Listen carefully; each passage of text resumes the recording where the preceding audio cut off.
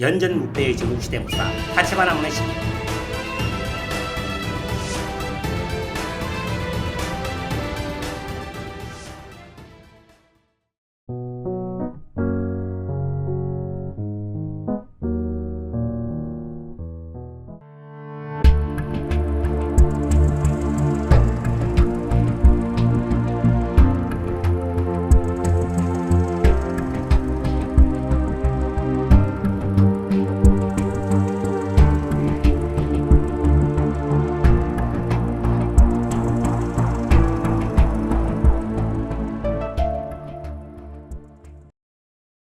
고유친자이찌라는 이름으로 알려진 타치바나 문해시계. 이 이름의 유래는 문해시계가 토요토미 히데요시의 큐슈 정벌 때에 발군에 활약을 했기 때문에 히데요시가 그 충성스러운 마음이 친자이이찌, 그 용감한 역시 친자이찌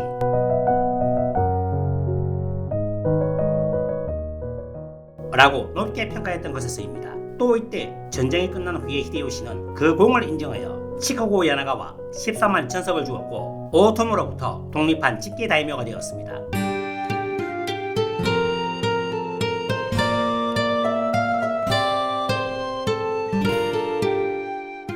그리고 친자이는 옛날의 큐슈의 행정, 군사 등의 중심 관청이었던 친자이부가 북극과에 있었던 이유에서 큐슈의 별칭으로 불렸습니다.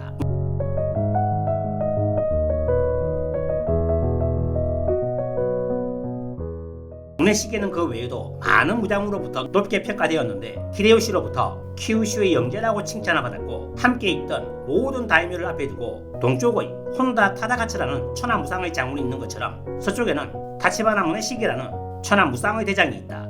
코바야카와 타카카게는 타치바나 가문의 3,000명은 다른 가문의 10,000명에 필적한다 라고 높게 평가를 했고 가토 기요마사는 일본군 최고의 용정이라고 절찬을 했습니다.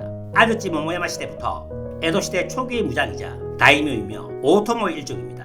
타나구라 번의 번주이며 야나가와 번의 초대 번주였습니다.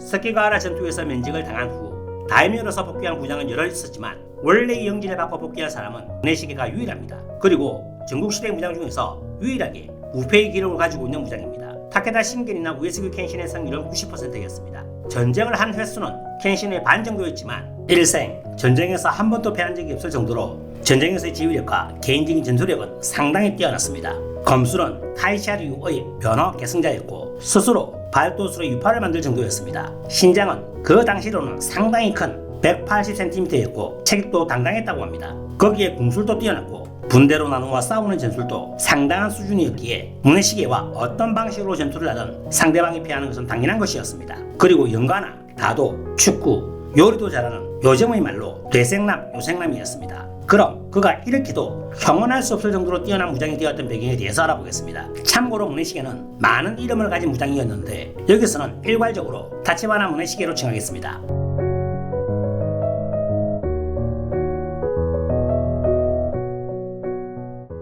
문해시계는 1567년 12월 18일에 타카하시 조운의 장남으로 태어났습니다. 아버지와 성이 다르지만 뒤에 언급하도록 하겠습니다. 문해시계는 어릴 때부터 발군의 담력과 분석력을 가진 영재였습니다. 문해시계가 어릴 때 가신과 함께 거리 구경을 나갔는데 갑자기 싸움이 발생했습니다. 싸움을 한 사람은 칼을 들고 날뛰어서 가신들은 문해시계를 보호하며 피하려고 하였지만 문해시계는 이상한 이만큼 침착하게 대응하며 우리들이 싸움의 당사자가 아니니 괜찮아. 조금만 기다리면 모두 진정될 거야. 아직 거리 구경도 끝나지 않았으니 즐기자 라고 말했습니다. 시간이 잠시 지나자 문해시계가 말한 대로 싸움은 진정되었고 도망갔던 사람들도 되돌아와서 태연하게 본인들의 일을 보았다고 합니다. 가신들은 어린 문해시계의 판단력과 분석력에 놀라움을 금치 못했습니다.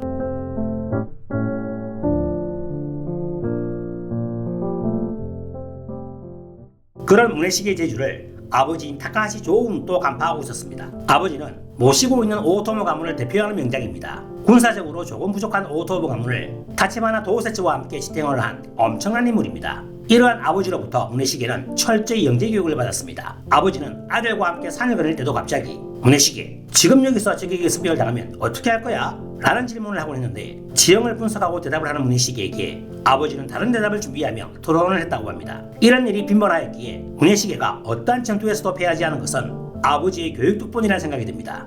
그리고 이러한 가르침도 받았습니다. 군사를 잃지 않고 이기려면 대장의 지위가 중요하다. 즉 그의 지위여야 달려있다 라는 것입니다. 그런 훌륭한 아버지의 훈육을 받은 문해시계는 순조롭게 성장하여 12세에 첫 출진을 합니다.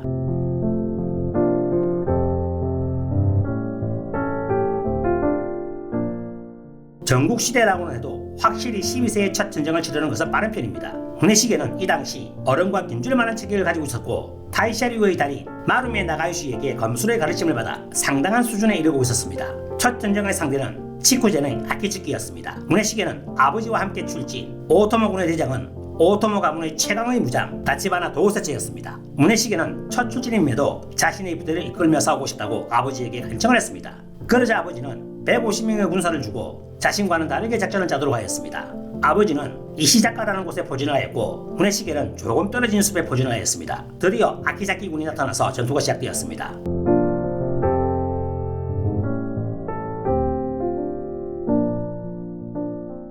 총격전 후 백병전이 되었지만 군사수에서 뛰어난 아키즈키 군이 우위를 점했습니다. 그러나 밀고 올라가는 아키즈키 군의 측면에 갑자기 다른 부대가 습격해 왔습니다. 숲에서 몰래 숨어있었던 문해시계의 부대였습니다. 벼랑간 나타난 150명의 부대를 대군으로 착각한 아키즈키 군은 대혼란에 빠졌습니다. 마침내 아키즈키 군은 대열이 무너져서 퇴각을 시작했습니다. 그러나 퇴각을 하면서 상대군의 호리의 비전이 공격해 왔습니다. 그는 아키즈키 군 중에서도 용감하고 실력이 있는 무장으로 알려진 인물입니다. 문해시계는 침착하게 활을 겨눠 호리의 비전의 왼쪽 가슴에 맞추었고 호리의 비전은 낙마하였습니다. 문해시계는 그와 다시 칼을 겨눴는데 멋지게 물리쳤습니다. 그리고 문해시계는 주변의 가신들에게 적장의 목을 가져가게 하였습니다. 전국시대에는 전쟁에서 적군을 베었을 때 그 목을 취하여 고문을 인정받았지만 문해시계는 기꺼이 부하들에게 양보했던 것입니다. 이런 문해시계의 활약에 아버지도 크게 기뻐하였습니다. 이런 소식을 들은 대장 다치바나 도우세츠도 문해시계의 재능이 반해버렸습니다. 그리고 다치바나 도우세츠는 어떤 큰 결단을 내렸습니다.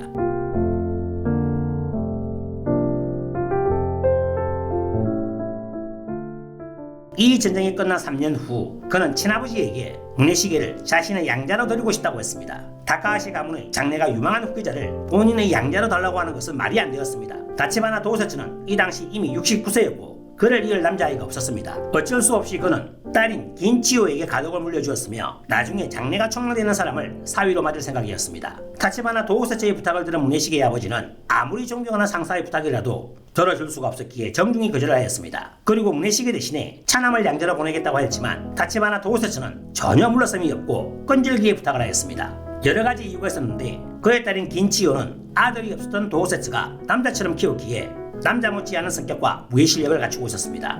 그래서 어정쩡한 남자가 양자로 들어오면 긴치오의 기세에 눌려서 아무것도 하지 못할 것이라고 믿었습니다.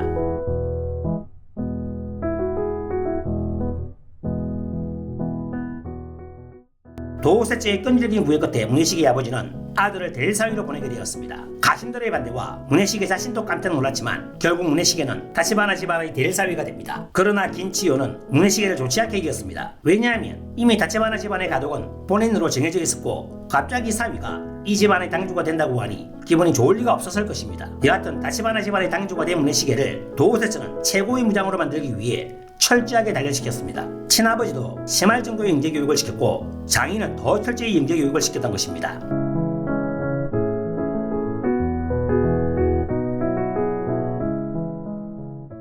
어느 날 문해시계는 산속에서 밤송이를 밟았습니다. 그것을 본 도우세츠는 가신에게 명령을 하여 밤송이의 가시를 더욱 발에 꽂히도록 하였습니다. 그러나 도우세츠의 의도를 파악한 문해시계는 아프다는 소리 한마디 없이 끝까지 참았습니다. 이 모습을 지켜본 도우세츠는 잘했다. 무사라는 것은 이 정도의 아픔은 참아야 한다 고 말하면서 겨우 밤송이의 가시를 뽑아주었습니다. 이런 식으로 철저하게 스파르타식 교육을 하였습니다. 지금이라면 학대에 가까운 곳이지만 대장이 전장 중에 아프다고 소리를 지르면 적에게 발각이 되기 쉽고 군사들의 사기도 떨어지는 것을 명약관항합니다.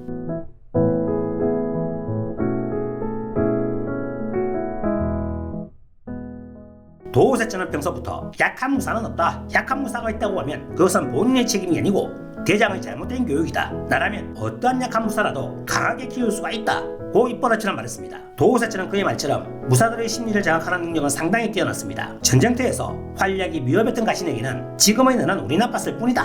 앞으로도 변함없이 나를 지켜달라. 너와 같은 가신이 있으니 내가 안심하고 적군에게 돌격하는 것이다 라고 격려를 하며 술이나 병기를 나누어 주었다고 합니다. 이 말을 들은 가신들 대부분은 다음 전투에서 큰 무공을 올렸습니다. 그리고 열심히 싸워준 가신에게는 칭찬을 아끼지 않았습니다. 또 손님을 접대하는 장소에서 잘못을 저지른 가신이 어쩔 줄 몰라 하면 손님에게 이 녀석은 접대는 잘 못해도 전쟁터에서 날아다닌다. 이전의 전투에서도 큰 무공을 세웠다. 라는 식으로 가신을 죽여 세웠습니다. 타고난 재능과 두 사람의 위대한 아버지에게 대장으로서의 마음가짐을 배웠던 문해시계는 초인류의 무장으로서 성장해갔습니다. 하지만 주군으로 모시고 있는 오토모 가문의 처해진 상황은 좋지 않았습니다.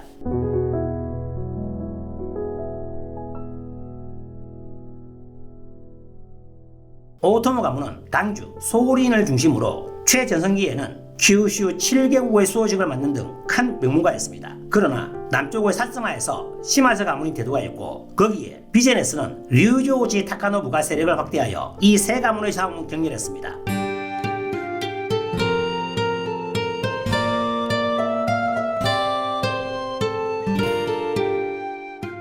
그런 속에서 오토모 가문은 미미카바 전투에서 시마즈 가문에 패배하여 기타 큐슈의 토착 사무라이들이 시마즈 가문에 복속되었습니다. 게다가 시마즈 가문은 류조우지 타카노부를 오키타나와 대전투에서 박살을 냈습니다. 이에 따라 류조우지 타카노부마저 시마즈 가문으로 돌아서서 큐슈의 정세는 시마즈 가문에 유리하게 흘러갔습니다.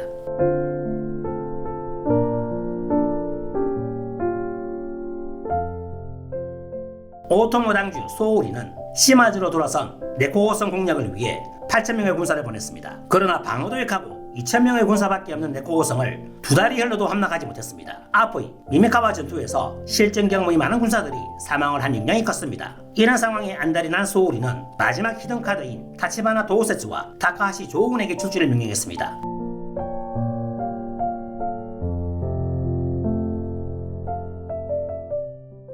이때 문해시계는 만일을 위해 다치바나 성을 지켰습니다. 이렇게 하여 오토모 가문의 풍신 뇌시는 오랜만에 같이 전투를 하게 되었습니다. 두 사람은 네코고 성의 방어를 보고 어이가 없었습니다. 허술하기 짝이 없는 성의 방어책을 보고 지금까지 성을 함락하지 못한 무장들을 질책했습니다. 그러자 무장들이 반대로 화를 내며 너희들이 해보아라 고 반발을 했습니다. 두 무장은 회의를 하고 우선 성 안의 물줄기를 끊기로 했습니다. 두 달이나 농성을 했던 탓에 군량미가 부족했고 거기에 물마저 없으니 일제히 사기가 떨어졌습니다. 총공격을 감행하자 바로 성은 함락되었습니다. 이 기사로 두 무장은 반 오토모 세력인 야마가타 마사카게 등을 잇따라 공략하게 되었습니다. 변전연성을 한 오토모군은 시마즈 가문으로 들어간 류조지 가문의 야나가와 성을 포위했습니다. 후에 문해시계의 거성이 되는 야나가와 성은 견고한 요새이기에 좀처럼 함락되지 않았습니다. 어떻게 공략할지 두 무장은 군회의를 했지만 이 무렵 도우세체의 몸 상태가 좋지 않았는데 이미 도우세체의 나이는 70세를 넘은 상태였습니다. 거기에 이 무렵에는 빙고노 코니도 제압한 시마즈 가문이 주변의 호족들을 잇따라 산하에 복속시켰습니다.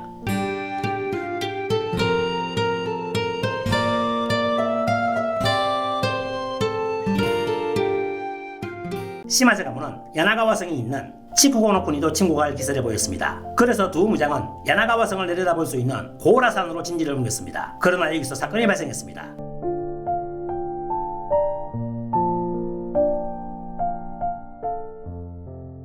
오토모 군사 8,000명이 멋대로 이탈을 하여 부젠으로 변화했습니다. 이 8,000명은 네코고성 공격대에 선봉되었고 도우세스와 조문의 활력을 시샘해서 이탈한 것입니다. 두 무장은 남은 3,000명의 군사로 야나가와성 공격과 시마즈군에 대한 대응을 마련해야 했습니다. 한편 문해시계가 지키고 있던 성에도 위기가 닥쳤습니다. 오랜 세월 적이었던 아키즈키가 타치바나 성을 빼앗으려고 성 안의 인물과 대통을 하여 성을 포위했습니다. 성 안의 군사는 500명밖에 없었지만 문해시계는 침착하게 대응했습니다. 우선 대통을한 가신들을 죽였고 성의 뒷문에서 몰래 출격을 하여 아키즈키군의 배후에서 갑자기 공격을 감행했습니다. 아버지 도우세스가 혹시 몰라서 두고 간 총 100정을 사용해서 아키즈키군을 쓰러뜨렸습니다.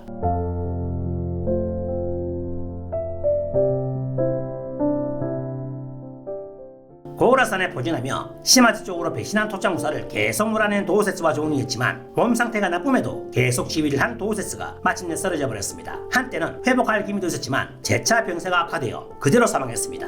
향년 73세.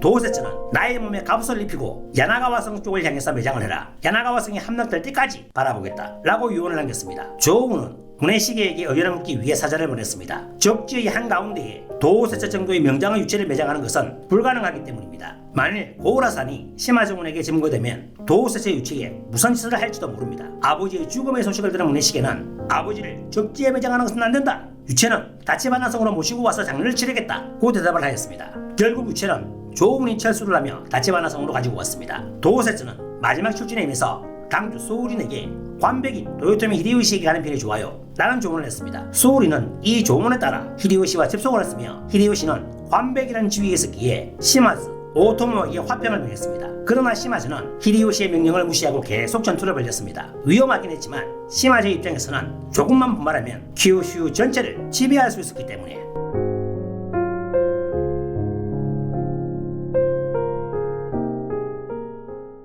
그러나 소우리는 본인이 애지중지하던 다기를 선물로 은밀하게 히데요시와 해견을 했고 히데요시는 흔쾌히 시마즈 정보를 약속했습니다. 히데요시는 누구보다도 다도를 사랑했고 귀한 닭이에 흥미를 가지고 있었기에 소우린의 작전은 주요였습니다. 그러나 시마즈 정벌에는 조건이 있었고 타카하시 조훈과 다치바나 무네시게를 도요토미 가문의 직속 신하로 한다 였습니다. 소우린은 주저하면서 그 조건을 받아들였습니다. 히데요시는 그의 정보망을 통해서 이미 무네시게의 존재에 대해서 알고 있었기에 이러한 조건을 내걸었습니다. 히데요시와의 해결은 성공했지만 오토모 가문은 여전히 위험한 상태였습니다.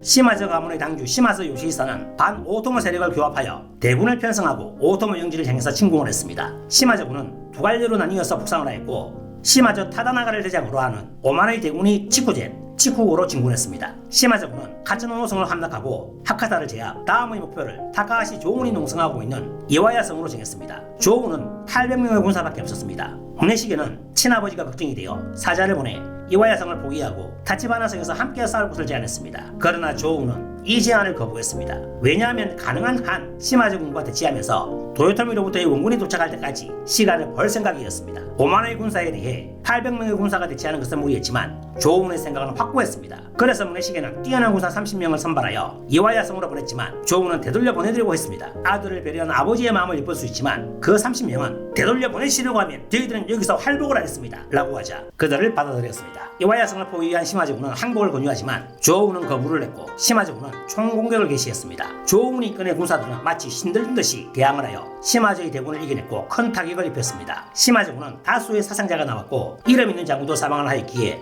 공격을 일시 중지하였습니다. 그러자 시마즈군은 수공으로 전복을 받고 이와야 성으로 들어가는 물을 차단하였습니다. 그리고 마지막 총공격 전에 재차 항복을 권유했지만 거부당했습니다.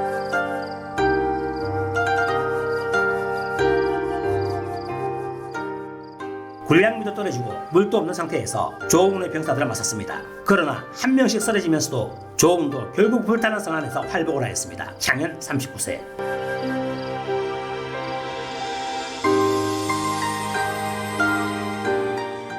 손쉽게 낙승될 줄 알았던 이와야 성에서 시마즈군은 보름이나 발이 묶였고 3천 이상의 군사를 잃었습니다. 그러나 조훈과 그 병사들의 죽음은 헛되지 않았습니다. 히데요시가 보낸 kyushu 정발군이 도착을 하였던 것입니다. 그러나 다치바나 성은 히데요시군이 도착하기 전에 포위되었습니다. 시마즈군은 무네시게에게 항복을 권유하자 무네시게는 우리 아버지는 마지막까지 장렬하게 싸웠다. 도요토미님과 약속도 있는데 내가 항복을 할 리가 없잖아. 해볼 테면 해봐라. 고 호탕하게 말하며 항복을 거부했습니다. 아직 원군이 도착하지 않았지만 조훈이 목숨을 건 군전의 덕분으로 시마즈군이 상당히 피곤할 거라고 예측을 했습니다. 그래서 정면으로 맞붙지 않고 부대를 나누어 게릴라전으로 임했습니다.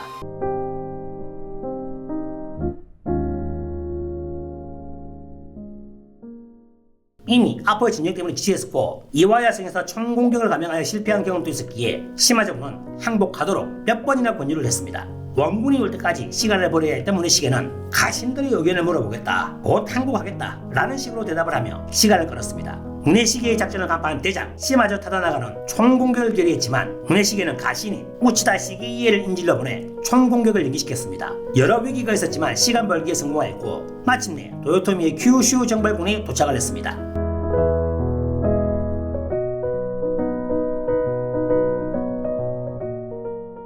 시마즈군은 그때서야 무네시게에게 속았다는 걸 알아차렸습니다. 이런 상황에서 도요토미군과 싸우는 것은 불리하다고 판단한 시마즈 타다나가는 퇴각을 명령했습니다. 무네시게는 이 순간을 기다리고 있었습니다. 무네시게는 즉시 정군에게 출진의 명령을 내리고 퇴각하는 시마즈군을 무자비하게 공격을 했습니다. 이것을 예상하지 못했던 시마즈군은 속절없이 당하기만 하였습니다. 철저히 무네시게에게 유린을 당한 것입니다. 무네시게는 그 기세로 시마즈군에게 빼앗긴 이와야성과 호만성을 탈환해 성공을 하였습니다. 그러나 bun고로 원군을 끌고 온 센고쿠 히데이사 조소가와의 모토치카부는 맹장 시마즈 이에이사에게 헤츠키가와 전투에서 참패를 하여 bun고는 시마즈에게 제압을 정했습니다. 이 타이밍에 마침내 히데요시가 이끄는 본대가 도착을 하여 압도적인 군사로 시마즈 쪽의 성을 계속 함락했습니다.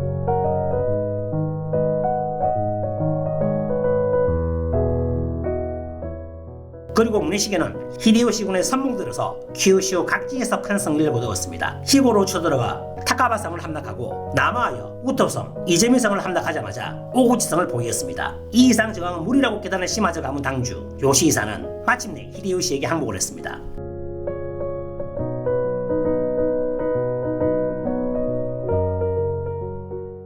문해시계는 kyushu 정발이 끝난 후에 농공훈장으로 야나가와를 중심으로 약 13만 석을 받았고 도요토미 직속 신하의 다이묘로 등극했습니다. 히데요시는 문해시계의 kyushu에서의 활약을 보고 그 충성스러운 마음 kyushu에서 최고이며 그 용감함이 또한 kyushu에서 최고이다라며 극찬을 하였다고 봅니다. 20대 초반의 문해시계가 이 정도의 활약을 할 줄은 아무도 예상하지 못했던 것입니다. 히데요시로부터 야나가와 10만 석을 받은 문해시계였지만 타치바나 성은 코바야카와 타카카게가 받았습니다.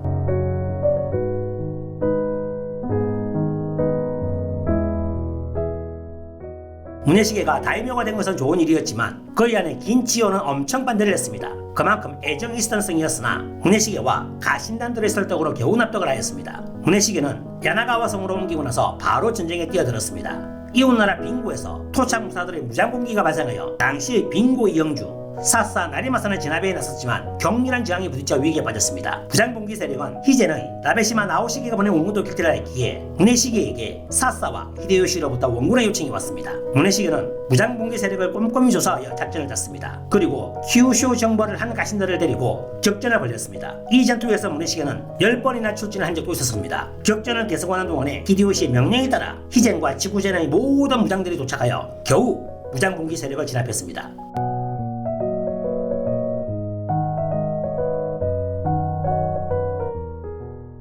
문해시계는 진압 후 본인 영토의 방어를 위해 5개의 지성을 건설하여 제각각의 성에 신뢰할 수 있는 가신을 배치했습니다. 이웃 영토의 희고도 안정된 상태가 아니고 남쪽에는 히데요시에게 공순의 자세를 취했다고는 하지만 시마즈 가문이 건재했기 때문입니다.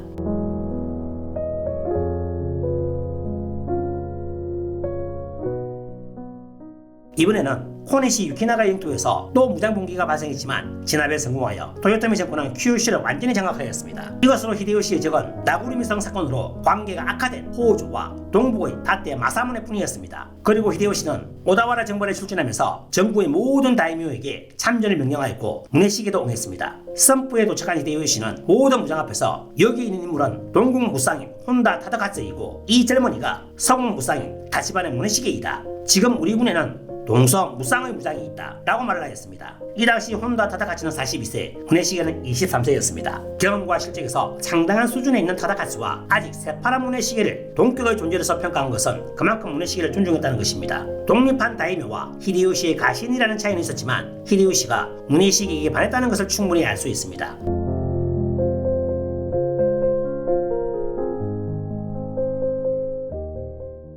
히데요시군은 20만의 대군으로 진군을 개시하여 오다와라 성의 지성을 잇따라 함락했고 드디어 오다와라 성을 포위했습니다. 포위전은 장기에 걸쳐 이루어졌지만 마침내 호조오는 히데요시에게 항복을 하였고 가문은 멸망하였습니다. 호슈우의 다테 마사무네도 오다와라 성 포위전 중에 히데요시에게 공순의 의사를 표명했습니다. 문해시계는 히데요시의 오슈 처벌에도 참전하여 활약을 했습니다. 쿠노의 마사자네 난의 진압을 거쳐 히데요시는 마침내 천하통일의 꿈을 이루었습니다.